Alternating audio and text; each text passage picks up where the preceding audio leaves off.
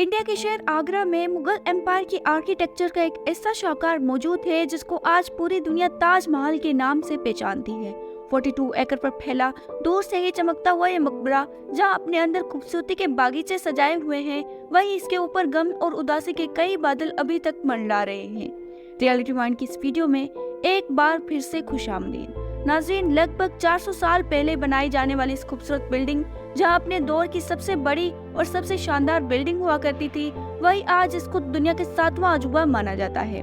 इस आलीशान स्ट्रक्चर को बनाने में 20,000 मजदूरों ने दिन रात खून पसीना बहाया, और वो भी 1 या 2 सालों तक नहीं बल्कि पूरे 22 सालों तक। अगर आज के दौर में इसकी कीमत का अंदाजा लगाया जाए तो संगे मरमर का ये अनमोल मकबरा हैरत अंगेज दौर में $1 बिलियन यानी 7,500 करोड़ रुपयों से भी ज्यादा महंगा है, क्योंकि इस बिल्डिंग में मुगल आर्किटेक्चर ने अपने हुनर की कई ऐसी निशानियां छोड़ी थी जिनको दुनिया के टॉप इंजीनियर्स आज भी तारीफ करते हैं। इस बिल्डिंग को ऐसे डिजाइन किया गया था जब मेन गेट के पीछे से इसको देखा जाता था तो ये काफी बड़ी लगती थी, लेकिन जैसे ही मेन गेट की तरफ बढ़ा जाता था तो ऑटोमेटिकली इसका साइज छोटा हो जाता था।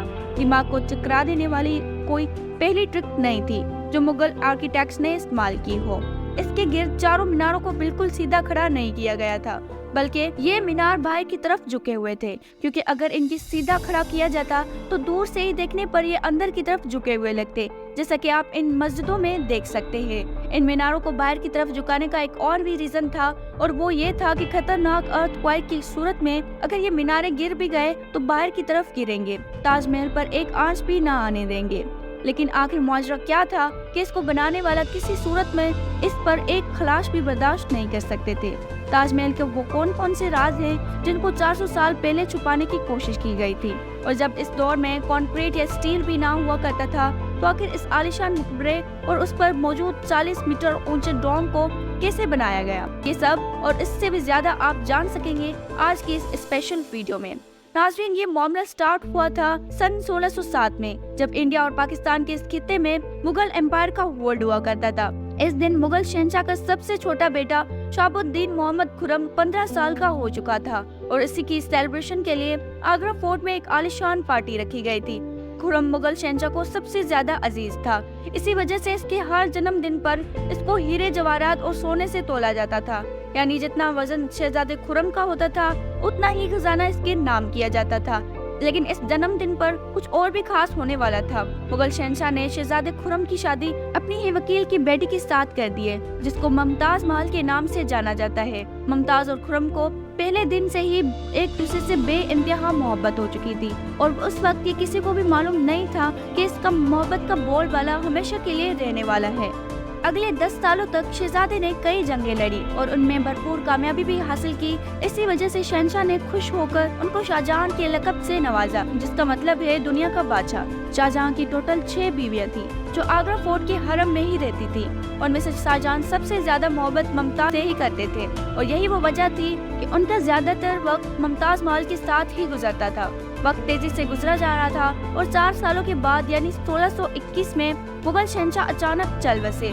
शाहजहां जो पहले ही मुगल एम्पायर में खासा फेमस हो चुका था और जो शहंशाह का चहेता बेटा भी था, 1628 में यानी बाप की मौत के 7 सालों बाद उसने शहंशाह की गद्दी संभाल ली। पूरी मुगलिया सल्तनत अपने नए शहंशाह से बेहद खुश नजर आ रही थी। ये वो वक्त था जब मुगल एम्पायर अपनी पूरी उरूज पर थी, यानी पूरी इंडिया और पाकिस्तान के साथ साथ अफगानिस्तान के कई हिस्सों में मुगलिया सल्तनत का राज हुआ करता था। सारे फैसले शाहजहां खुद करता था, जबकि मुमताज महल पीछे रहकर शाहजहां को मशवरे दिया करती थी।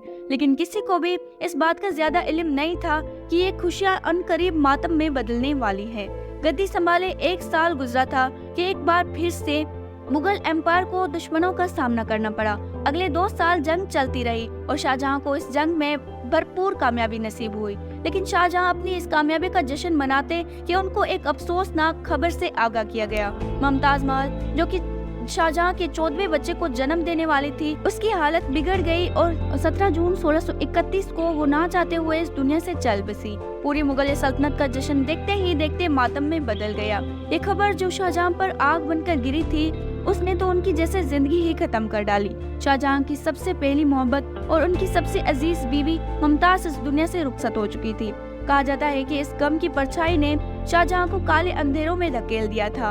अगले 8 दिनों तक उन्होंने कुछ नहीं खाया और अगले 2 सालों तक ना कोई मौसीकी सुनी और न ही कोई परफ्यूम लगाया। मुमताज ने मरने से पहले एक आखिरी ख्वाहिश की थी कि वो चाहती थी कि उनकी कब्र दुनिया के सबसे खूबसूरत मकबरे में बनाई जाए। इस टास्क को और मुमताज की आखिरी ख्वाहिश को पूरा करने के लिए शाहजहां ने अपनी सारी दौलत और पूरी जिंदगी वक्फ करने का इरादा कर लिया।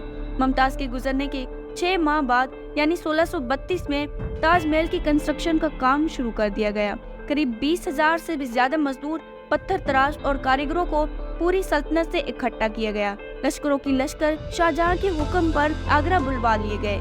क्योंकि मुमताज की कब्र यमुना रिवर के बराबर में मौजूद थी, उसी वजह से इस जगह पर दुनिया का सबसे खूबसूरत बिल्डिंग बनाना काफी मुश्किल टास्क था। रिवर के किनारे जमीन काफी सॉफ्ट होती है और अगर यहाँ खुदाई का काम किया गया तो पानी का बहाव ताजमहल के फाउंडेशन को भी नुकसान पहुँचा सकता है। इस मसले को निपटाने के लिए मुगल इंजीनियर्स ने यहाँ सबसे पहले जमीन के अंदर कई कुएं खुदवाना शुरू कर दिए। मजदूर ये कुएं तब तक खोदते रहे जब तक खुश्क जमीन नजर न आ जाती थी। इन कुओं को पत्थर और गारे से भरा गया और फिर उनके ऊपर पत्थरों के बड़े बड़े कॉलम खड़े किए गए। इस सारे काम को अंजाम देने के लिए मजदूरों के साथ साथ हाथियों की एक बहुत बड़ी फौज भी इस्तेमाल की गई थी। मुगल इंजीनियर्स की ये ट्रिक काम कर चुकी थी और अब एक ऐसी मजबूत फाउंडेशन तैयार थी जो नरम जमीन पर एक फौलाद बनकर खड़ी थी। फाउंडेशन के बाद अब बारी थी एक ऐसी बिल्डिंग डिजाइन की जो आज से पहले किसी ने भी ना देखा हो। एक ऐसा डिजाइन जो पिछले सारे रिकॉर्ड्स तोड़ डाले। ताजमहल की डिजाइन का आइडिया शाहजहां ने अपने बाप दादा के मकबरों से लिया। बाप के मकबरे से मीनारों का आइडिया लिया, दादा के मकबरे से बिल्डिंग कोर का आइडिया लिया और अपने अंकल के मकबरे से डोम का आइडिया लिया। और जब इन सब को कंबाइन किया गया तो एक शानदार और आलीशान डिजाइन उभर कर सामने आया। बिल्डिंग के इस स्ट्रक्चर को बनाने के लिए लाखों नहीं करोड़ों ईंटें मौके पर ही बैक की गई। ये सब इतना आसान नहीं था और इनमें लातादाद पैसे भी बहाए जा रहे थे। हर गुजरते दिन शाही खजाना तेजी से खाली होता जा रहा था, लेकिन शाहजहां को किसी भी चीज की कोई परवाह नहीं थी।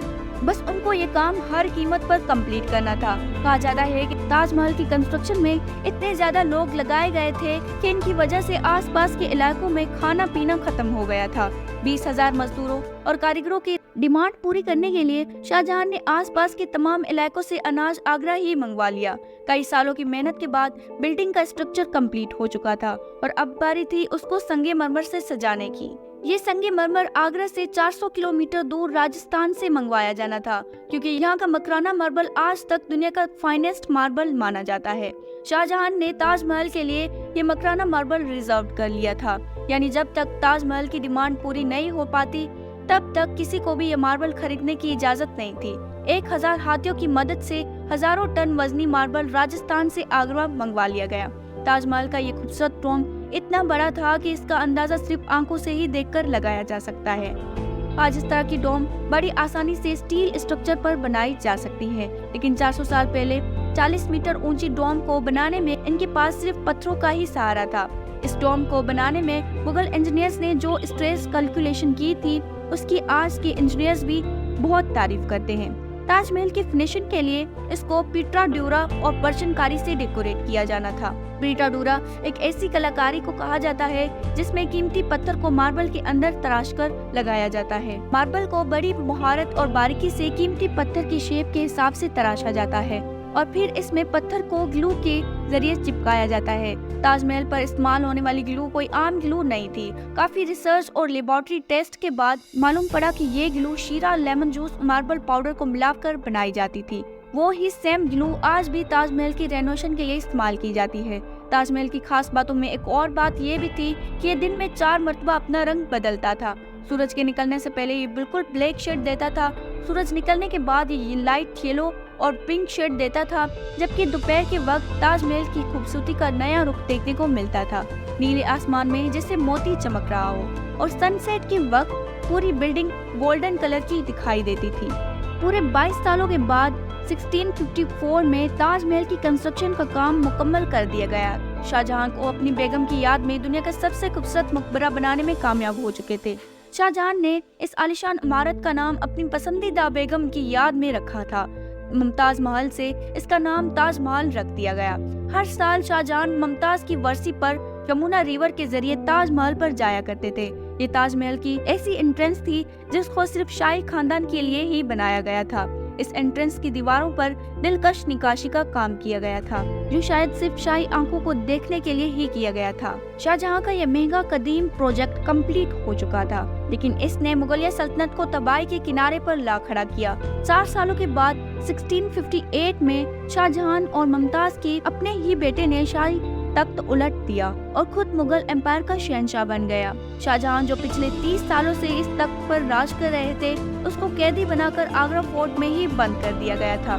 सिर्फ एक ही फैसिलिटी ऐसी थी जो शाहजहां को दी गई थी, वो ये थी जिस कमरे में उसको बंद कर दिया गया था, उसकी खिड़की से वो ताजमहल को देख सकते थे। 8 साल कैद में रहने के बाद 74 इयर्स की एज में शाहजहां भी इस दुनिया को अलविदा कर गए। शाहजहां का अब मुमताज से दोबारा मिलने का वक्त आ चुका था और उनको ताजमहल में ही दफन कर दिया गया। उम्मीद है रियल खिवान की ये भी वीडियो अब भरपूर लाइक्स और शेयर करेंगे।